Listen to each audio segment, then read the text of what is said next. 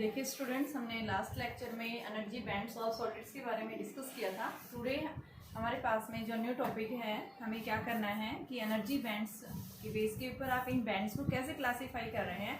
कि आपके पास में यहाँ से दो बैंड्स फॉर्म हो रहे थे, हमने देखा था सॉलिड्स के अंदर क्या था कि एक लार्ज नंबर ऑफ एटम्स जब आपस में एक दूसरे के साथ में इंटरेक्ट करते हैं तो बेटा क्या करते हैं, वो दो बैंड्स फॉर्म करते हैं। एक बैंड जिसको हम क्या बोलते हैं, balance band, and another band is conduction band. Valence band जो होता है ये कहाँ लाई करता है, ये डाउन, और जो आपके पास में कंडक्शन बैंड है ये अपर मोस्ट। यानी कि हम क्या बताते हैं सबसे पहले कि balance band is the highest energy level which contains A number of electron. जो क्या कंटेन करता है, नंबर ऑफ इलेक्ट्रॉन्स को कंटेन करता है, और जितने भी कंटेन इलेक्ट्रॉन्स होंगे यानी कि किसी भी एटम के अंदर जो बैलेंस इलेक्ट्रॉन्स होंगे वो सारे सारे बैलेंस इलेक्ट्रॉन्स कहाँ लाई करेंगे, इस बैलेंस बैंड के अंदर लाई करेंगे। तो देखिए मेरे पास में ये क्या है, first is the balance band and second is the conduction band. ठीक है, अपर मोस्ट जो है ये इसको हम क्या बोलेंगे, कंडक्शन बैंड। ये क्या है, बैलेंस बैंड। एनर्जी के बेस के ऊपर हमने इन बैंड्स को क्लासिफाई किया था। यहाँ पे हमने क्या देखा था कि कुछ एटम्स यानी किसी भी एटम के आउटर मोस्ट सेल के अंदर जो आपके पास में सेल्स थे वो क्या कर जाते हैं, एक दूसरे के साथ में अपनी एनर्जी शेयर कर लेते हैं। तो कहाँ कई बार क्या हो जाता है, एनर्जी इंक्रीज हो जाती है, कहीं एनर्जी डिक्रीज हो रही है, जिसके कारण हम क्या देखते हैं कि हमारे पास में दो लेयर्स ऑफ बैंड्स फॉर्म होते हैं। First is the balance band and second is the conduction band. इस बैलेंस बैंड के अंदर हम क्या बताते हैं कि ये जो हाईएस्ट एनर्जी लेवल्स होता है, ठीक है, इस हाईएस्ट एनर्जी लेवल की क्यों बोल रहे हैं, क्योंकि बेटा यहाँ पे क्या कर रहा है कि जितने भी बैलेंस इलेक्ट्रॉन्स थे वो सारे सारे बैलेंस इलेक्ट्रॉन्स कहाँ प्रेजेंट है, बैलेंस बैंड के अंदर। कंडक्शन बैंड जो होता है वो कैसा है, एम्प्टी है। ठीक है, तो सबसे पहले हम बात कर रहे हैं कि भाई बैलेंस बैंड क्या होता है। तो ये जो बैंड होता है ये किससे होगा कि it is always filled with electrons, filled with electrons balance band के अंदर। ठीक है, इसी वजह से यहाँ इलेक्ट्रॉन्स फिल्ड होने की वजह से हम इसको क्या बोल रहे हैं, क्या है ये, highest energy band, highest energy band which contains valence electrons. ठीक है, वैलेंस इलेक्ट्रॉन्स को कंटेन कर रहा है, जिस वजह से इसको हम क्या बोल रहे हैं, बैलेंस बैंड। कंडक्शन बैंड में क्या है आपके पास में, हाईएस्ट एनर्जी बैंड है, ये इससे भी ज्यादा टॉप में लाई कर रहा है। ठीक है, हाईएस्ट एनर्जी बैंड है, बट यहाँ पे नंबर ऑफ इलेक्ट्रॉन्स, कोई इलेक्ट्रॉन्स प्रेजेंट नहीं होते। ठीक है, highest energy bands which does not contains any electrons. ठीक है, तो यहाँ पे हम क्या बता रहे हैं कि आपके पास में दो बैंड्स फॉर्म हो रहे हैं। First is the valence band and second is the conduction band. तो सबसे पहले हम बात कर रहे हैं बैलेंस बैंड के अंदर क्या होता है। बैलेंस बैंड के अंदर बेटा हम क्या बताएंगे कि इलेक्ट्रॉन्स प्रेजेंट होते हैं, लेकिन इन इलेक्ट्रॉन्स के पास में इतनी कैपेबिलिटी नहीं होती कि यहाँ से बैलेंस बैंड से कंडक्शन बैंड में जंप कर जाए एट द नॉर्मल टेम्परेचर। यानी कि हम क्या बता रहे हैं, एट द 0 केल्विन टेम्परेचर के ऊपर यहाँ पे आप क्या बताएंगे, there is no any flow of electrons from valence band to conduction band. But अगर हम क्या करते हैं, यहाँ पे टेम्परेचर बढ़ा देते हैं, इंक्रीज कर देते हैं, तो यहाँ पे टेंडेंसी बढ़ जाती है, इलेक्ट्रॉन्स जो है बैलेंस बैंड से कंडक्शन बैंड की तरफ क्या कर सकते हैं, मूव कर सकते हैं। ठीक है बेटा, उस केस में हम बता सकते हैं टेंडेंसी आ जाती है। बट हम क्या बता रहे हैं, एट 0 केल्विन टेम्परेचर के ऊपर इनके पास कोई टेंडेंसी नहीं होती कि यहाँ से जो फ्री इलेक्ट्रॉन्स है ये क्या हो जाएं, यहाँ से जंप करके यानी फ्री होकर के कंडक्शन बैंड के अंदर मूव कर जाएं। तो सबसे पहले आप बैलेंस बैंड की बात करें, बैलेंस बैंड क्या है। तो बैलेंस बैंड के अंदर आप क्या बताएंगे, बैलेंस बैंड एक ऐसा बैंड है जो क्या करता है, हाईएस्ट एनर्जी बैंड जो है, यानी कि जो क्या कर रहा है, हाईएस्ट एनर्जी बैंड है, ये लार्ज नंबर ऑफ इलेक्ट्रॉन्स को क्या कर रहा है, कंटेन कर रहा है। ये बैंड ऑलवेज फिल होता है इलेक्ट्रॉन से। ठीक है, और यहाँ पे जो एनर्जी होती है ये क्या होती है बेटा, मैक्सिमम एनर्जी होती है इस केस में। ठीक है, दूसरा हम क्या बताते हैं कि यहाँ पे एट 0 केल्विन टेम्परेचर के ऊपर इन बैलेंस इलेक्ट्रॉन्स के पास जो मैक्सिमम एनर्जी होती है, उस मैक्सिमम एनर्जी के कारण यहाँ पे क्या फॉर्म होता है, एक फर्मी लेवल। क्या बोलते हैं उसको, Fermi level. And that Fermi level is lies in between the bands. इन दोनों बैंड्स के बीच में क्या लाई करता है, ये एक फर्मी लेवल, और इस फर्मी लेवल के पास में जो एनर्जी होगी उस एनर्जी को हम क्या बोलते हैं, क्या है, फर्मी एनर्जी।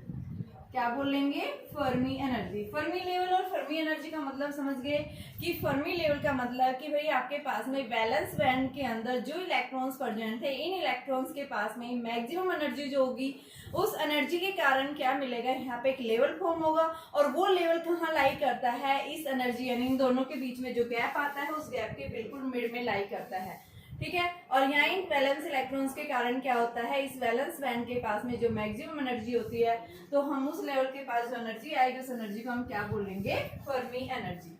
तो ये था मेरे पास में बैलेंस बैंड। अब सेकंड आता है मेरे पास कंडक्शन बैंड। कंडक्शन बैंड क्या होता है, इसकी बात करेंगे अब। कंडक्शन बैंड, कंडक्शन बैंड जो है हम क्या बताते हैं, इट इज एम्प्टी। कैसा होता है, ये खाली होता है, यहाँ कोई इलेक्ट्रॉन्स नहीं होता, ठीक है। तो हम क्या बताएंगे, एक हायर एनर्जी लेवल बैंड होता है जो क्या करता है, यहाँ पे कोई इलेक्ट्रॉन्स नहीं होता, ठीक है। एम्प्टी बैंड बोलते हैं इसको। और एम्प्टी बैंड होगा तो यहाँ पे बेटा क्या कोई एनर्जी होगी, तो हम क्या बोलेंगे, it is the empty band of minimum energy.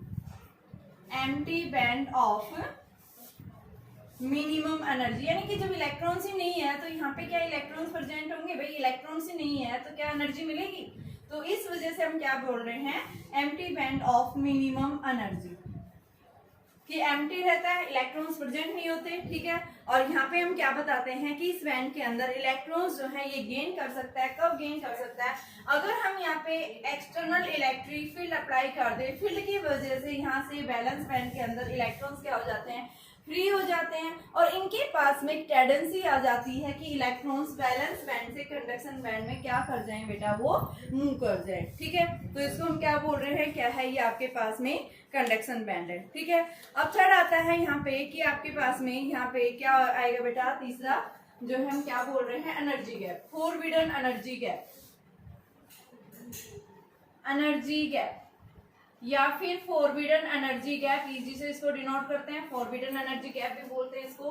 तो यहाँ इन दोनों के बीच में एक डिफरेंस मिलता है, एनर्जी का डिफरेंस मिलता है, and that's difference is known as forbidden energy gap, ठीक है। इस फॉरबिडन एनर्जी गैप के अंदर कोई इलेक्ट्रॉन्स प्रेजेंट नहीं होता, ठीक है। तो सबसे पहले बताएंगे, energy gap is the difference between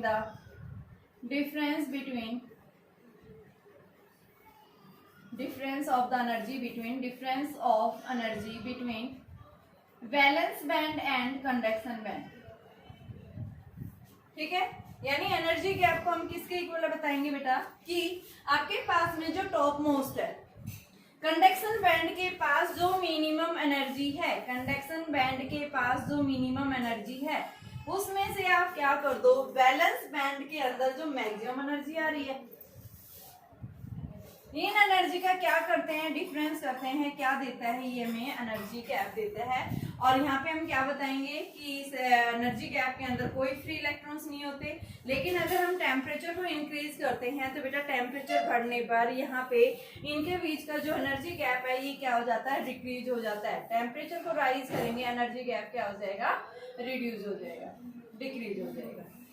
तो देखिए एक बार मैं फिर से रिवाइज करवा रही हूँ। सबसे पहले बैलेंस बैंड बताएंगे, भाई हमने एनर्जी की थ्योरी के बेस पे, सॉलिड्स की एनर्जी थ्योरी के बेस पे हमने क्या बताया था, किस तरह से अपनी एनर्जी को क्या कर रहे हैं, शेयर कर रहे हैं, जिसके कारण यहाँ पे एक बैंड फॉर्म हो जाता है आपके पास। First is the valence band, second is the conduction band. Valence band की बात कर रहे हैं तो बैलेंस बैंड क्या होता है, तो यहाँ पे हम क्या बताएंगे, बैलेंस बैंड जो है एक ऐसा बैंड होता है जिसके अंदर हाईएस्ट एनर्जी होती है। क्यों, क्योंकि यहाँ पे क्या करता है ये बैलेंस इलेक्ट्रॉन, जितने भी बैलेंस इलेक्ट्रॉन्स होंगे वो सारे के सारे कहाँ होंगे, इस बैलेंस बैंड के अंदर होंगे, ठीक है।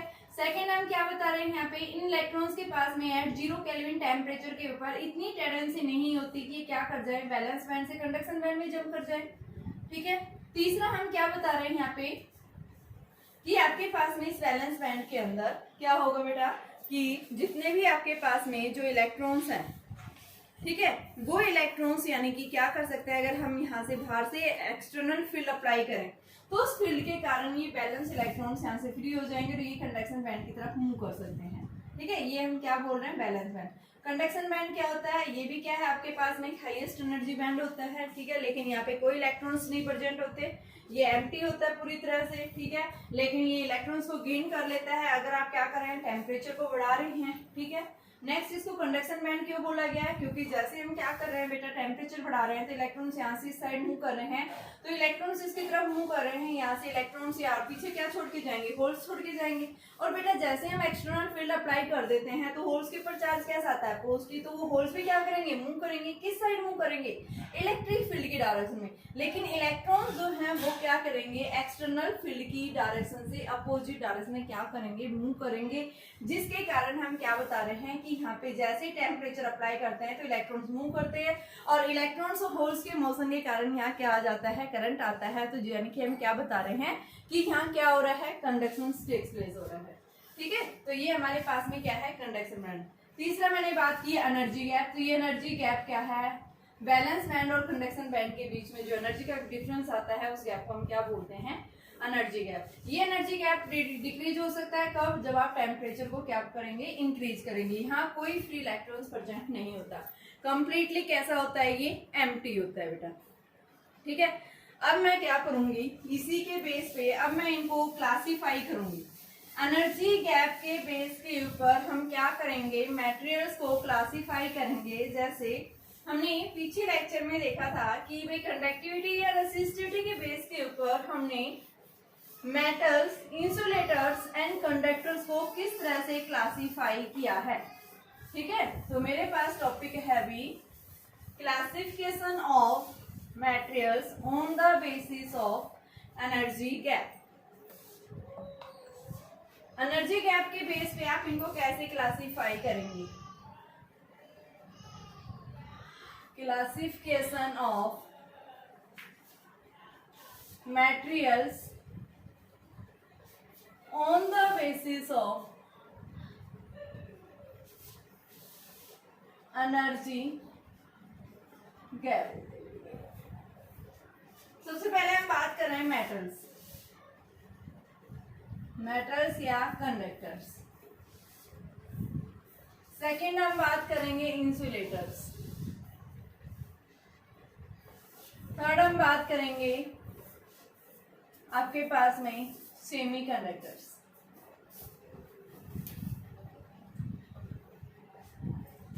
तो देखिए यहाँ पे सबसे पहले मेटल्स या कंडक्टर्स के अंदर, मेटल्स या कंडक्टर्स के अंदर क्या होता है बेटा, इनकी कंडक्टिविटी हाई होती है और कंडक्टिविटी हाई होने की वजह से क्या कर जाते हैं, ये ओवरलैप कर जाते हैं। ठीक है, तो हम सबसे पहले क्या बताएंगे कि इनके बीच में जो एनर्जी गैप मिलता है, एनर्जी गैप जो मिलेगा वो कैसा मिलेगा, जीरो। क्या कर जाते हैं, ये पार्शली ओवरलैप कर देंगे। क्या कर रहे हैं, ये ओवरलैप। क्यों, क्योंकि कंडक्टिविटी इनकी क्या होती है, हाई होती है। तो कंडक्टिविटी हाई होने की वजह से क्या कर जाते हैं, एक दूसरे के बीच में ओवरलैप कर जाते हैं। तो इनके बीच का जो एनर्जी गैप मिलेगा, 0 इलेक्ट्रोवोल्ट के बीच में। ठीक है, तो यानी हम सबसे पहले क्या बताएंगे, मेटल्स के पास में जो एनर्जी गैप जो होता है वो किसके इक्वल होगा बेटा, 0 इलेक्ट्रोवोल्ट, या फिर आप ये भी कह सकते हैं वेरी स्मॉल कह सकते हैं। ठीक है, ये ओवरलैप क्यों कर जाते हैं, क्योंकि इनकी कंडक्टिविटी जो होती है वो क्या है बेटा, हाई होती है। कंडक्टिविटी हाई होने की वजह से एक दूसरे के साथ में क्या कर जाते हैं, ओवरलैप कर जाते हैं। ठीक है, सेकंड केस में आता है इंसुलेटर्स। इंसुलेटर्स के केस में हम क्या बताते हैं, इनके लिए जो एनर्जी गैप है वो क्या होता है, मोर देन 3 इलेक्ट्रोवोल्ट्स। जैसे एग्जाम्पल हम लेते हैं, भाई डायमंड है आपके पास में। ठीक है, डायमंड के लिए हम क्या बताते हैं, अप्रोक्सीमेट क्या होता है, ये 6 से अबव भी हो सकता है, यानी कि उसका कोई फिक्स नहीं होता। तो यानी हम क्या बताते हैं, ये क्या है, एक इंसुलेटर। ठीक है, तो यहाँ पे हमारे पास जो गैप बनता है वो इस तरह से बैंड बनेगा। ये क्या है, बैलेंस बैंड, ये क्या है, कंडक्शन बैंड। बट ये आपके पास इनके बीच का जो एनर्जी गैप मिलेगा ये 3 इलेक्ट्रोवोल्ट से मोर देन मिलेगा। ठीक है बेटा, थर्ड आ जाओ सेमी कंडक्टर। सेमी कंडक्टर्स के लिए एनर्जी गैप जो है लेस देन 3 इलेक्ट्रोवोल्ट। 3 इलेक्ट्रोवोल्ट से क्या मिलता है, लेस देन मिलता है। तो ये आपके पास में क्या हो गया, बैलेंस बैंड। ये क्या आ गया मेरे पास, कंडक्शन बैंड। इनके बीच का जो एनर्जी गैप है ये 3 इलेक्ट्रोवोल्ट से लेस देन है। जैसे एग्जाम्पल हम लेते हैं कि भाई आपके पास जर्मेनियम जो है, जर्मेनियम के लिए इसकी वैल्यू कितनी होती है, 0.072 इलेक्ट्रोवोल्ट। बट सिलिकॉन के केस में हम क्या बताते हैं, 1.1 इलेक्ट्रोवोल्ट। तो सबसे पहले हमने क्या बताया कि इनके बीच का जो एनर्जी गैप जो होना चाहिए वो कितना होना चाहिए, यही। अब आपके पास एक क्वेश्चन आता है, जनरली पूछा जाता है कि भाई कार्बन भी हमारे पास में क्या है, 4th ग्रुप का एलिमेंट है, इसके भी आउटर मोस्ट सेल के अंदर 4 वैलेंस इलेक्ट्रॉन्स होते हैं। फिर भी हम कार्बन को एक इंसुलेटर की तरह यूज नहीं करते, हम जर्मेनियम या सिलिकॉन को ही यूज करते हैं। तो इसका रीजन आप क्या बताएंगे, क्योंकि कार्बन के केस में एनर्जी गैप जो लेते हैं valence band and conduction band के बीच में, वो क्या होता है बेटा, मोर देन 3 इलेक्ट्रोवोल्ट। ठीक है, 3 से कम नहीं मिलता, ठीक है, हम क्या बताते हैं, वो मटेरियल यानी फोर्थ ग्रुप के एलिमेंट्स वो लेंगे जहां पे एनर्जी गैप जो है वो क्या मिले, 3 इलेक्ट्रोवोल्ट से लेस देन मिले, ठीक है। तो इस वजह से हम कार्बन को क्या नहीं लेते बेटा, एक सेमीकंडक्टर मटेरियल्स की तरह इसको यूज नहीं करते। हम जनरली किसको यूज करते हैं, जर्मेनियम या सिलिकॉन। आपने देखा होगा जितने भी हमारे पास में इलेक्ट्रॉनिक डिवाइसेस होते हैं, इन इलेक्ट्रॉनिक डिवाइसेस के अंदर हमारे पास जो सेमीकंडक्टर मटेरियल्स होते हैं वो हम किसके बने हुए लेते हैं, या तो जर्मेनियम का होगा या फिर किसका होगा, सिलिकॉन का होगा। वो क्यों लेते हैं, तो उसका रीजन आप क्या बताएंगे, क्योंकि उनके बीच का जो एनर्जी गैप है जितना स्मॉल होगा, ठीक है, अप्रोक्सीमेट 1 से लेस देन, उस मटेरियल के हम क्या बताएंगे, वो मटेरियल क्या होगा, इस इलेक्ट्रॉनिक्स के लिए क्या होगा, उतना ही ज्यादा बेटर होगा। हम मेनली मोस्टली जो यूज करते हैं आपके पास में जो इलेक्ट्रॉनिक डिवाइसेस है वो हम कौन से किस टाइप के सेमीकंडक्टर्स के मटेरियल्स यूज करते हैं, तो हम क्या बताते हैं, वो एक्सट्रिंसिक सेमीकंडक्टर्स होते हैं। एक्सट्रिंसिक के अंदर वो क्यों यूज करते हैं, क्योंकि वहां पे उनकी जो कंडक्टिविटी होती है बेटा वो क्या है, हमें उसको इंक्रीज करना है। तो इंक्रीज करने के लिए हम एक प्योर सेमीकंडक्टर्स को यूज नहीं कर सकते, क्योंकि प्योर सेमीकंडक्टर की जो कंडक्टिविटी होती है वो कैसी है, लो। जब कंडक्टिविटी लो होगी तो क्या होगा, इलेक्ट्रॉन स्लो मूव करेंगे। तो इस वजह से हम क्या करते हैं कि आपके पास में जो भी इलेक्ट्रॉनिक डिवाइसेस हम यूज करते हैं तो हम देखते हैं इनके अंदर ज्यादातर क्या होता है, सेमीकंडक्टर्स मटेरियल्स यूज करते हैं। और सेमीकंडक्टर मटेरियल्स के अंदर भी आप कौन से वाला सेमीकंडक्टर यूज करेंगे, एक्सट्रिंसिक सेमीकंडक्टर यूज करते हैं, ठीक है। और एक्सट्रिंसिक क्यों यूज करते हैं, क्योंकि उसकी कंडक्टिविटी हाई होती है, ठीक है, उसके अंदर इलेक्ट्रॉन्स तेजी से फास्टली क्या कर सकते हैं, मूव कर सकते हैं। बट इंट्रिंसिक सेमीकंडक्टर्स के अंदर ऐसा नहीं होता, ठीक है बेटा। तो फर्स्ट हमने क्या बताया कि हमने इन मटेरियल्स को क्लासिफाई किया है on the basis of their energy gap. अब सेकंड आता है मेरे पास में कि इनके अंदर करंट कैरियर्स कौन है, भाई चार्ज कैरियर्स कौन है, जिसके कारण यहाँ करंट प्रोड्यूस होता है, ठीक है। तो सबसे पहले हम बात कर रहे हैं किसके अंदर बेटा, मेटल्स के अंदर। मेटल्स के अंदर जो चार्ज कैरियर्स होंगे कौन होंगे, इलेक्ट्रॉन्स। हम क्या बताते हैं कि मेटल्स के केस के अंदर क्या होता है, आउटर मोस्ट सेल यानी किसी भी एटम के आउटर मोस्ट सेल के अंदर क्या होते हैं, एक लार्ज नंबर ऑफ इलेक्ट्रॉन्स होते हैं। और ये इलेक्ट्रॉन्स क्या होते हैं, लूजली बाउंड होते हैं, ठीक है। तो यहाँ पे क्या होगा कि लूजली बाउंड होते ही इनको अगर बाहर से जरा सी भी एनर्जी एब्जॉर्ब कर लेते हैं तो इसके कारण क्या होगा, ये तेजी से कंडक्ट होना स्टार्ट कर देते हैं। क्यों, क्योंकि मेटल्स की जो कंडक्टिविटी होती है वो क्या होती है बेटा, वेरी हाई होती है। और आप देख भी रहे हैं ये क्या कर रहे हैं, ओवरलैप कर रहे हैं। तो यहाँ पे हम क्या बताएंगे कि इसमें चार्ज कैरियर्स कौन है, electrons are the charge carriers. But in case of insulators, क्या यहाँ पे कोई चार्ज कैरियर मिलेगा आपको इंसुलेटर्स के केस में?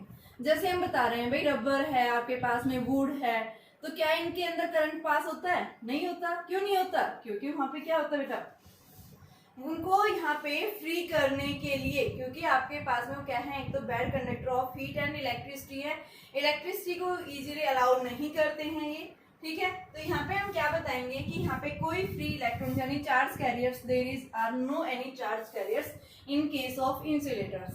But in case of semiconductors charge carriers जो होंगे इसके अंदर वो कौन होंगे, both are the charge carriers. Both कौन, यानी इलेक्ट्रॉन्स एंड होल्स। कि जैसे ही कोवेलेंट बॉन्ड टूटा तो कोवेलेंट बॉन्ड टूटते ही एक इलेक्ट्रॉन फ्री हो जाएगा और साथ में होल भी, क्योंकि जैसे ही वो इलेक्ट्रॉन वहां से फ्री होगा तो अपने पीछे क्या छोड़ के जाएगा बेटा, एक चार्ज छोड़ेगा, जिसको हम क्या बोल रहे हैं, एक एम्प्टी स्पेस है, जहां पे उस एम्प्टी स्पेस की जगह क्या आ जाता है, एक पॉजिटिव चार्ज आ जाता है। नेगेटिव चार्ज वहां से निकला है और उसकी जगह वो क्या छोड़ के जाएगा, एक वेकेंट सीट छोड़ के जाएगा। और उस वेकेंट सीट को ऑक्यूपाई कौन कर लेगा, पॉजिटिव चार्ज, ठीक है। और उस पॉजिटिव चार्ज को हम क्या बोल रहे हैं, क्या है वो, होल है। तो यानी हम क्या बताएंगे, सेमीकंडक्टर मटेरियल्स के अंदर जो करंट फ्लो करता है बेटा, किस कारण से करता है, इलेक्ट्रॉन्स एंड होल्स। तो चार्ज कैरियर्स कौन हुए वहां पे, इलेक्ट्रॉन और होल्स दोनों चार्ज कैरियर्स हो गए, ठीक है। थर्ड केस हम बताते हैं कि भाई आपके पास में इनकी इलेक्ट्रॉन डेंसिटी कितनी होती है। तो सबसे पहले हम सबसे ज्यादा जो इलेक्ट्रॉन डेंसिटी जो होती है वो किसके अंदर बताते हैं, मेटल्स के अंदर। कितने बताते हैं, 10⁻²৯। बट इंसुलेटर्स के केस में कोई चार्ज कैरियर्स नहीं होते, तो इस वजह से यहाँ पे कोई भी आपके पास में इलेक्ट्रॉन डेंसिटी नहीं मिलेगी, ठीक है। बट जर्मेनियम और सिलिकॉन के केस में, जर्मेनियम के केस में हमें इलेक्ट्रॉन डेंसिटी जो मिलती है वो approximate 10⁻19। But in case of silicon electron density will be equal to 10⁻16 के आसपास हमें क्या मिलती है, इनकी इलेक्ट्रॉन डेंसिटी मिलती है। ठीक है बेटा। और पीछे हम ये पढ़ भी चुके हैं कि मेटल्स की कंडक्टिविटी हाई होती है, इंसुलेटर्स की कंडक्टिविटी वेरी लो होती है, रेसिस्टिविटी इनकी क्या होती है, वेरी हाई। बट जो सेमीकंडक्टर मटेरियल्स होते हैं इनकी कंडक्टिविटी एंड रेसिस्टिविटी क्या करती है, किसके बीच में लाई करती है, मेटल्स और इंसुलेटर्स के बीच की लाई करती है। ठीक है, लास्ट टॉपिक हम लास्ट यानी कि इसमें इफेक्ट देख रहे हैं, what is the effect on the temperature. Temperature का क्या इफेक्ट पड़ता है, तो देखिए मान लो मैंने मेटल्स के क्रॉस क्या किया बेटा, टेम्परेचर को बढ़ाया। तो टेम्परेचर अगर मैं बढ़ा रही हूँ तो क्या होगा, जितना ज्यादा टेम्परेचर बढ़ेगा क्या होगा, वहां पे इलेक्ट्रॉन्स उतने ही ज्यादा फ्री होंगे।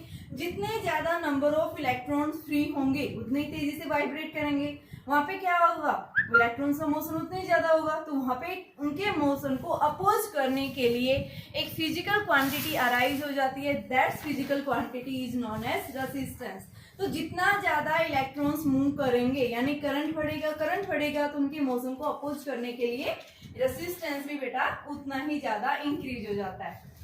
ठीक है, लेकिन इसके अंदर कोई चार्ज कैरियर्स ही नहीं है, तो यहाँ पे हमें रेसिस्टेंस कहाँ से मिलेगा। ठीक है, तो इंसुलेटर्स के केस में रेसिस्टेंस हम क्या बताते हैं, कुछ नहीं होता।